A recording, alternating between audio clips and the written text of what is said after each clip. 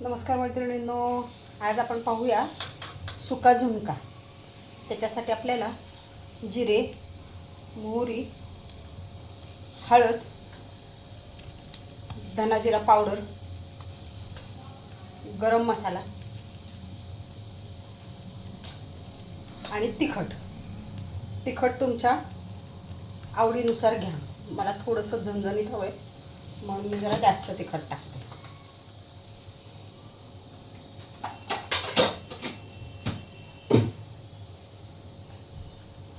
हे आपल्याला सगळं तेलात हे करून घ्यायचं। आता आपल्याला टाकायचा कांदा आणि कोथिंबीर।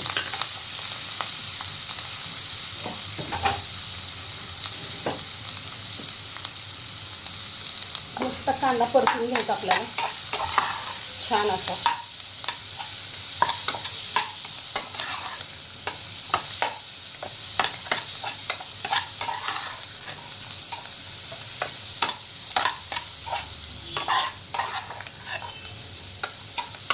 आणि हा झुणका जर तुम्ही डब्याला घेऊन गेलात तर लवकर खराब होत नाही, कारण आपण ह्याच्यात पाण्याचा कमीत कमी वापर करणार आहोत।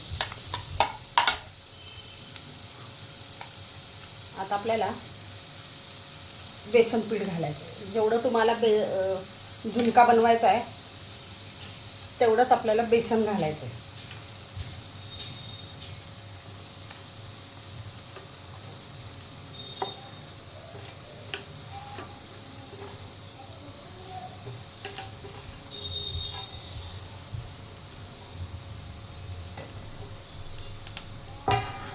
आपण त्याला छान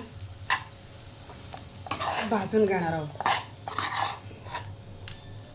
छान असं परतून घ्यायचं आपल्याला। खूप सुकं वाटतंय पण आपण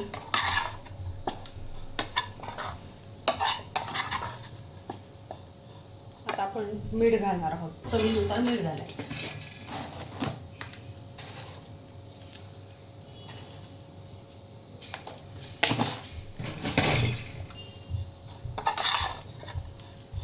आपण ह्याच्यात कमीत कमी पाण्याचा वापर करणार, म्हणजे आपल्याला हे खूप छान लागेल।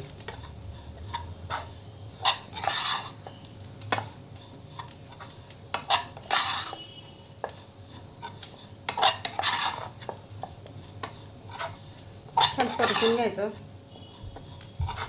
कलरही छान आलाय आपल्याला, खूप छान कलर आलाय आपल्या झुणक्याला। आता आपण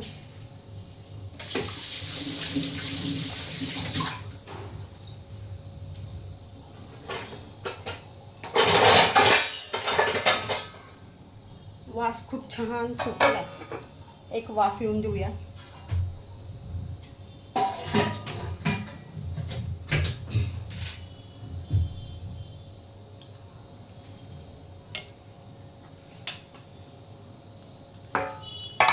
एक वाफ आलेली आहे। किती छान कलरही छान आलाय आणि वासही छान येतो, खूप छान वास येतो।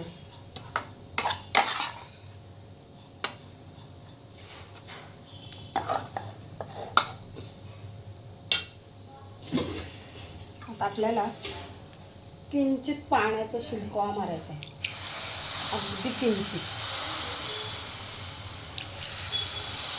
खूप पाणी घालायचं नाही। आणि आता आपल्याला परतायचं।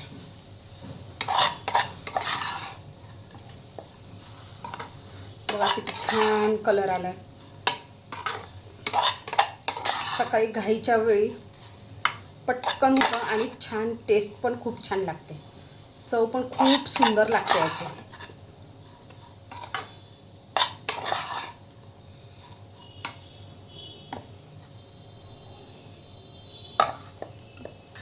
छान आपण एक वाफ करूया आता।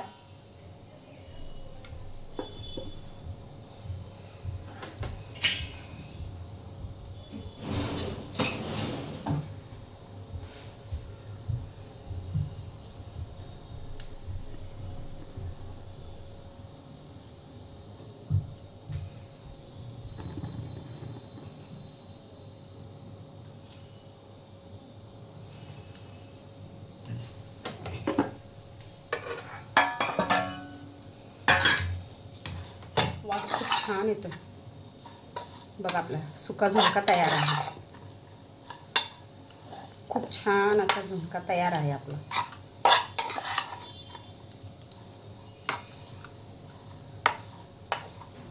आणि हा लवकर खराब होत नाही. उन्हाळ्यात जरी तुम्ही डब्याला घेऊन गेलात तरीही खराब होत नाही.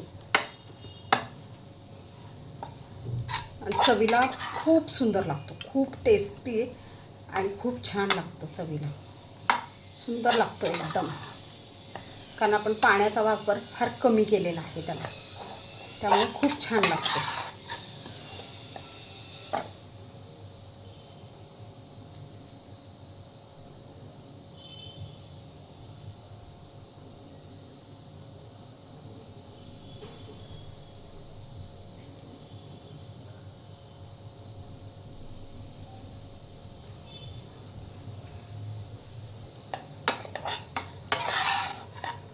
बघा खूप सुंदर, वासही छान आणि चवही खूप सुंदर लागते.